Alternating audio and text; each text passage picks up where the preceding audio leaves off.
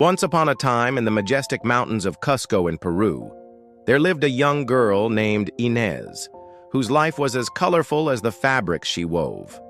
Her father, a poor weaver, earned his living by creating beautiful textiles that he sold in the bustling markets of Cusco. Their small home was always filled with laughter, even though there wasn't much food to eat. One day, a renowned traveler visited the market looking for unique treasures to take back to Europe. When he saw the vibrant cloths made by Inés's father, he inquired about their creation. Upon learning that Inés was the one who designed these patterns, the traveler went straight to her, ignoring the piles of merchandise displayed by other vendors. "Your fabrics are exquisite," he exclaimed. "They speak of the Andes' soul." Inés blushed, touched by his words. "They are a gift from Pachamama, the Earth Mother," she replied. "She guides my hands to weave the stories of our people." Intrigued by her talent and spirit, the traveler asked if he could purchase one of her finest pieces. When Inés heard his offer, she hesitated. Though she longed to help her family, she couldn't bear the thought of parting with her work so easily. After some persuasion, she agreed and presented the traveler with a large cloth depicting the legend of Manco Capac, the mythical founder of Cusco. As soon as the traveler saw the finished piece, he was astounded. Without hesitation, he paid twice what Inés had initially asked for. Not only did this bring immense joy to her family, it also put Inés on the path to becoming a local celebrity. People from all over Cusco started visiting her stall just to witness the young weaver at work. The demand for her fabrics grew so great that Inés had to hire other weavers to help meet the demand, thereby providing jobs and income to many families in her community. As her business flourished, Inés never forgot the importance of giving back.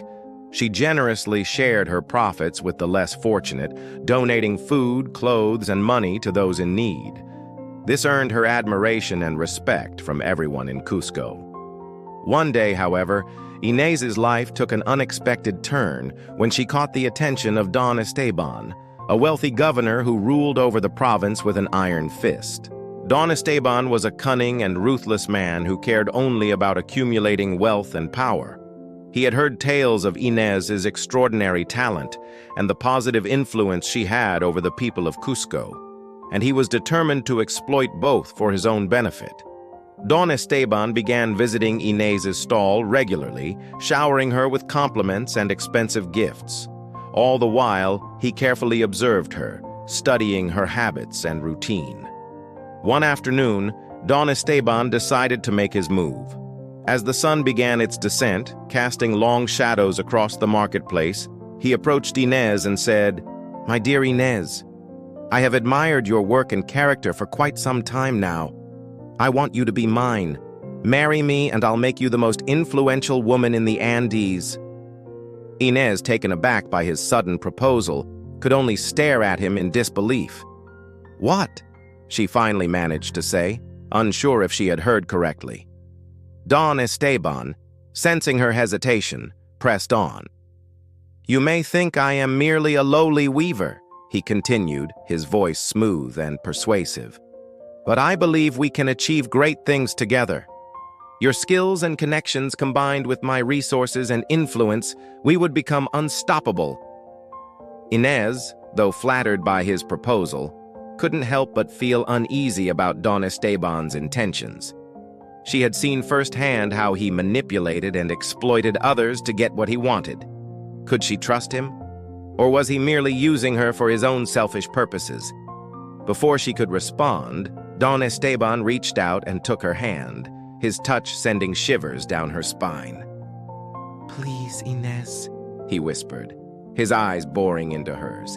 "Say yes and let us build an empire together." Overwhelmed by the situation, Inés couldn't bring herself to reject Don Esteban's advances. She felt trapped between her desire to help her people and her growing suspicion of the governor's true intentions.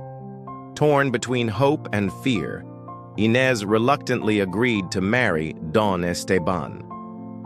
The wedding was a lavish affair, attended by the most prominent figures in Cusco, Inés looked stunning in a traditional Andean wedding dress adorned with intricate patterns and shimmering jewels. But beneath the beauty of the ceremony, a dark cloud of worry loomed over her. She couldn't shake off the feeling that she had made a grave mistake. As the weeks passed, Inés's fears began to materialize. Don Esteban, true to his nature, treated her like a valuable possession, controlling her every move and demanding complete obedience. He isolated her from her friends and family, forbidding them from visiting her at her new home. Inés found herself trapped in a gilded cage, surrounded by luxury and comfort, yet utterly alone. Determined to find a way out of her predicament, Inés began secretly meeting with her confidants, hatching a plan to regain her freedom and expose Don Esteban's evil deeds. First, she reached out to her childhood friend, Apu, a skilled craftsman and one of the few people she could still trust. Together, they devised a strategy to discredit the governor in the eyes of the townspeople. Next, Inés contacted Mama Killa, a wise and influential elder respected by all in the community. Mama Killa agreed to help Inés, offering her guidance and support in her time of need. With the help of Apu and Mama Killa, Inés started to rebuild her life. She reconnected with her roots, immersing herself in the traditions and values of her culture. She began to see that her strength and resilience were not defined by her relationship with Don Esteban. Meanwhile, Don Esteban, unaware of Inés's growing network of allies, became increasingly paranoid. He suspected that Inés was plotting against him, but he couldn't gather enough evidence to prove it. Consumed by jealousy and rage, he began to treat Inés even more harshly, subjecting her to constant surveillance and humiliation. One day, Don Esteban decided to take drastic measures. He ordered his guards to arrest Inés, accusing her of plotting a rebellion against him. However, as the guards approached Inés's house, they were met by Mama Killa and Apu, who had come to warn her of Don Esteban's plan. Together, they devised a daring escape, allowing Inés to flee Cusco and seek refuge in the nearby mountains. In the remote village nestled in the mountains, Inés found solace and support. The villagers, inspired by her courage and compassion, welcomed her with open arms. They listened attentively as she shared her story, vowing to help her regain her freedom and bring Don Esteban to justice. Under the guidance of the village elder, a wise woman named Taita, Inés learned about ancient Inca techniques of healing, weaving, and guerrilla warfare. She trained with the village warriors, honing her physical and mental abilities and preparing herself to fight back against Don Esteban. As months turned into years, Inés grew stronger and more determined than ever before. She became a respected member of the community, known for her bravery, intelligence, and unwavering commitment to justice. Meanwhile, news of Inés's disappearance reached Don Esteban, driving him into a frenzy of rage and desperation. He offered her a noble pardon, promising her freedom and a noble title if she would return to him. However, Inés refused, declaring that she would rather die than submit to Don Esteban's tyranny. Don Esteban, consumed by jealousy and lust for power, refused to accept Inés's rejection. He assembled a large force of soldiers and set off to the mountains to capture her. When Inés heard about Don Esteban's approaching army, she knew it was time to put her plans into action. She rallied the villagers, inspiring them with tales of courage, unity, and resistance against oppression. Together, they created traps, ambushes, and diversions to weaken Don Esteban's forces. The battle was fierce, but the villagers, led by Inés, fought with unwavering determination. They defended their homes and honored their traditions against Don Esteban's oppressive regime. In a surprising twist, Apu, who had been captured by Don Esteban, escaped and joined the battle. Realizing the error of his ways, he helped Inés and the villagers, turning the tide of the war in their favor. As Don Esteban's forces began to dwindle, the governor himself stumbled into an ambush laid by Inés.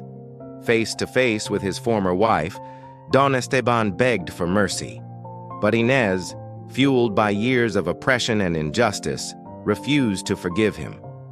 She ordered the guards to take him to the village square, where the townspeople awaited his arrival. Don Esteban was publicly stripped of his power and wealth, and his lavish garments were cut to pieces, symbolizing the downfall of his oppressive regime.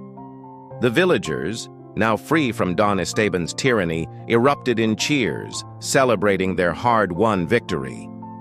As the sun set over the horizon, casting long shadows across the village square, the townspeople gathered around Inés, hailing her as their hero. She had proven that even the darkest of nights could be followed by the brightest of dawns.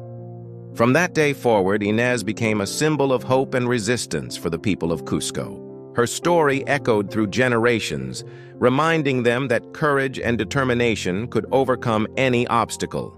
And so, thanks to Inés's bravery and strategic brilliance, the people of Cusco reclaimed their freedom and established a government based on equality and justice. The memory of her heroism lived on, inspiring future generations to fight for their rights and protect their heritage against all odds.